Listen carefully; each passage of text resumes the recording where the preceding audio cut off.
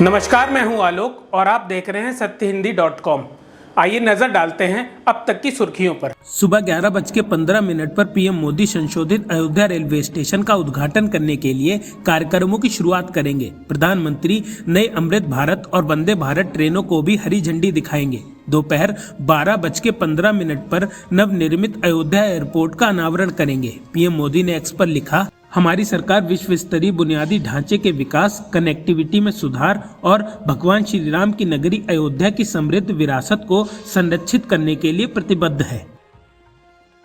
प्रधानमंत्री नरेंद्र मोदी आज महर्षि वाल्मीकि अंतर्राष्ट्रीय हवाई अड्डे, अयोध्या धाम हवाई अड्डे के साथ साथ रेलवे स्टेशन का उद्घाटन करने के लिए अयोध्या में होंगे। प्रधानमंत्री का दौरा 22 जनवरी को राम मंदिर के भव्य प्रतिष्ठा समारोह के कुछ हफ्ते पहले हो रहा है। 4 घंटे की लंबी यात्रा में प्रधानमंत्री 15,700 करोड़ रुपए की लागत वाली 46 बुनियादी ढांचे परियोजनाओं का शुभारंभ या शिलान्यास भी करेंगे। पीएम मोदी सड़कों, एक मेडिकल कॉलेज, अयोध्या बाईपास, एक सॉलिड वेस्ट ट्रीटमेंट और 5 पार्किंग कमर्शियल फैसिलिटी का भी उद्घाटन करेंगे।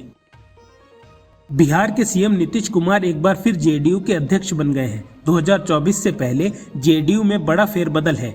इस मौके पर नीतीश कुमार ने कहा कि पार्टी में सब ठीक है, लेकिन बिहार में गठबंधन जेडीयू में बड़े बदलाव के बाद कितना ठीक है, इसको लेकर सवाल पूछे जाने लगे हैं। दरअसल नीतीश कुमार के जेडीयू का नया अध्यक्ष बनते ही बिहार की सियासत एक बार फिर गर्मा गई है। नीतीश कुमार के जेडीयू के राष्ट्रीय अध्यक्ष बनते ही तेजस्वी यादव का विदेशी दौरा कैंसिल हो गया है। बता दें कि तेजस्वी यादव को 6 जनवरी को ऑस्ट्रेलिया और न्यूजीलैंड के दौरे पर जाना था।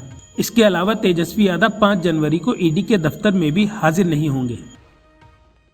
बिहार में एक बार फिर बड़ा राजनीतिक घटनाक्रम देखने को मिला। जेडीयू के राष्ट्रीय अध्यक्ष ललन सिंह को इस्तीफा और नीतीश कुमार को नए अध्यक्ष बनाने के बाद बिहार की राजनीति फिर से गर्मा गई है। इसी बीच अब बिहार के पूर्व सीएम और एचएम संरक्षक एनडीए के सहयोगी जितन राम मांझी ने जेडीयू पर हुए बदलाव पर बड़ा बयान दिया है। उन्होंने अपने सोशल मीडिया पोस्ट में लिखा, नीतीश कुमार की 3 वर्षीय योजना के तहत ललन सिंह का भी पत्ता साफ कर दिया है। वैसे ललन बाबू को समझना चाहिए था कि जो नीतीश कुमार फर्नांडिस साहब के ना हुए, आरसीपी बाबू, शरद यादव, दिग्विजय सिंह के ना हुए, वो उनके कैसे होंगे।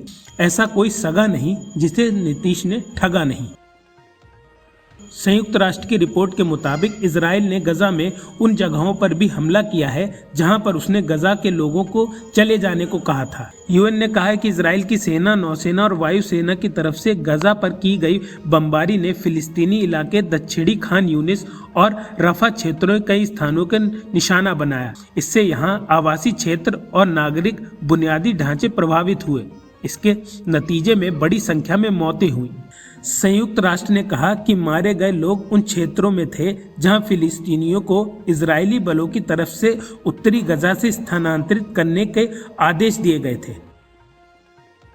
राजस्थान में मुख्यमंत्री भजनलाल शर्मा के शपथ लेने के ठीक 15 दिन बाद आज मंत्रिपरिषद का गठन किया जाएगा।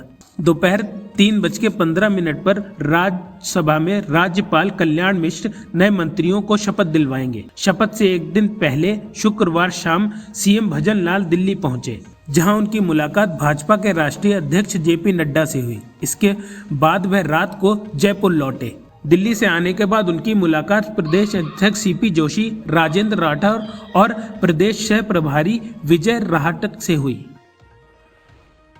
अपने बेबाक अंदाज के लिए मशहूर कैबिनेट मंत्री कैलाश विजयवर्गीय एक बार फिर से अधिकारियों को अपने निशाने पर लेते नजर आ रहे हैं। शुक्रवार को इंदौर में भारतीय जनता पार्टी के कार्यालय पर आयोजित एक कार्यक्रम में कैलाश विजयवर्गीय कार्यकर्ताओं से रूबरू हुए। कार्यकर्ताओं से चर्चा के दौरान कैलाश विजयवर्गीय ने तमाम बातें कही, लेकिन उनका अधिकारियों पर निशाना साफ तौर पर नजर आया। कैलाश विजयवर्गीय ने कहा कि अगर कार्यकर्ता अधिकारियों के भरोसे रहते हैं तो योजना का बंटाधार हो जाता है। कैलाश विजयवर्गीय के कहने का मतलब था कि अधिकारी सरकार की योजनाओं को ठीक से कार्यकृत नहीं कर रहे हैं, यानी अधिकारी योजनाओं को लेकर लापरवाही करते हैं, साथ ही उन पर गंभीरता से काम नहीं करते हैं।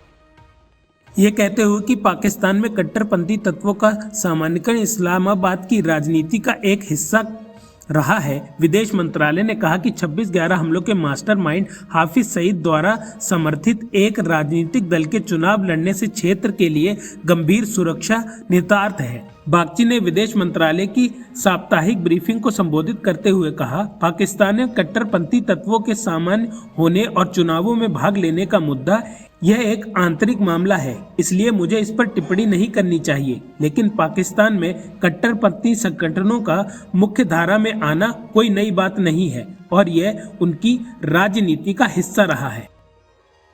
बर्लिन में भारतीय अधिकारियों ने पिछले महीने बच्ची आरिफा शाह के साथ दिवाली मनाई, जो 2 साल से अधिक समय से जर्मन राजधानी में एक पालक देखभाल में रह रही है। 23 दिसंबर 2021 को 7 महीने के बच्चे को आकस्मिक चोट लगने के बाद आरिया को जर्मनी के युवा कल्याण कार्यालय की हिरासत में रखा गया था। वह तब से पालक देखभाल में है। विदेश मंत्रालय के प्रवक्ता अरविंद बागची ने शुक्रवार को कहा कि पिछले महीने के दूसरे सप्ताह में बच्ची को राजनीतिक पहुंचा दी गई है और भारतीय दूतावास में अधिकारियों के उसके साथ दिवाली मनाई। प्रदेश के ज्यादातर इलाकों में लगातार तीसरे दिन शुक्रवार को भी धूप नहीं खिली। ठंड व गलन से भी जनजीवन बेहाल हुआ। शनिवार की सुबह शुरुआत में भी ठंड और गलन से हुई। लखनऊ, कानपुर समेत कई इलाकों में घने कोहरे के चलते दृश्यता शून्य पर थी। इससे कई स्थानों पर हुए सड़क हादसों में 9 लोगों की मौत हो गई। करीब 20 लोग घायल भी हो गए।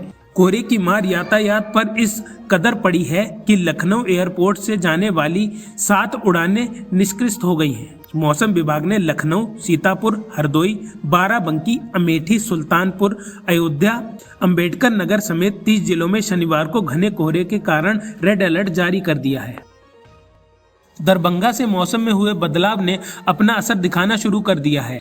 कम विजिबिलिटी होने के कारण दरभंगा से दिल्ली और मुंबई जाने वाली विमान को अचानक रद्द कर दिया जाने से यात्रियों को काफी परेशानियों का सामना करना पड़ा। जानकारी के अनुसार दरभंगा एयरपोर्ट पर 3:45 पर दिल्ली के लिए उड़ान भरने वाली SG 8496 तथा शाम 4:30 बजे मुंबई के लिए उड़ान भरने वाली SG 116 नंबर की फ्लाइट को खराब मौसम के कारण रद्द कर दिया गया।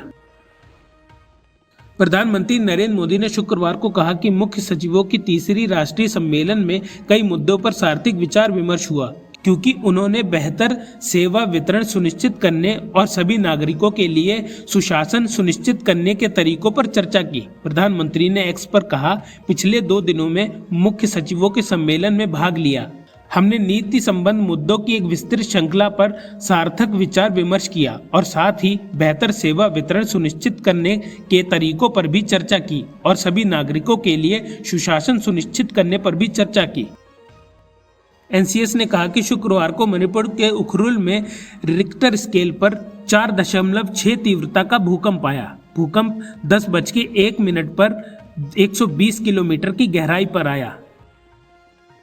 साल 2023 खत्म होने के केवल 2 दिन बाकी हैं। वहीं इस पूरे साल में शाहरुख खान का राज बॉक्स ऑफिस पर देखने को मिला है, क्योंकि पहले पठान ने 1000 करोड़ की कमाई से लोगों को चौंका दिया, तो वहीं साल के अंत के 3 महीने पहले 1100 करोड़ से ज्यादा का कलेक्शन में लोगों को होश उड़ा दिए। बॉक्स ऑफिस सिग्नल्स के आंकड़ों के मुताबिक डंकी ने 9वें दिन 7.25 करोड़ का कलेक्शन किया है, जिसके साथ ही फिल्म का टोटल कलेक्शन 168.47 करोड़ हो गया है, जबकि वर्ल्ड वाइड कमाई में 317.25 करोड़ कमाई हो चुकी है। पहला मैच गंवाने के बाद हरमनप्रीत कौर की कप्तानी वाली भारतीय टीम ऑस्ट्रेलिया के खिलाफ शनिवार को दूसरे वनडे मैच में उतरेगी, तो इसके सामने सीरीज बचाने की बड़ी चुनौती होगी। ऑस्ट्रेलिया ने वानखेड़े स्टेडियम पर पहले वनडे में भारत को हर विभाग में 19 साबित किया है। भारत ने गेंदबाजी में 7 गेंदबाजों को आजमाया, लेकिन कोई फायदा नहीं मिला। ऑस्ट्रेलिया ने 6 विकेट से ये मैच जीत लिया। भारतीय गेंदबाजों को ऑस्ट्रेलिया उपकप्तान के बल्लेबाज पर भी अंकुश लगाना होगा, जो इस दौर के अब तक 3 अर्धशतक जमा चुकी हैं। अब तक की सुर्खियों में बस इतना ही।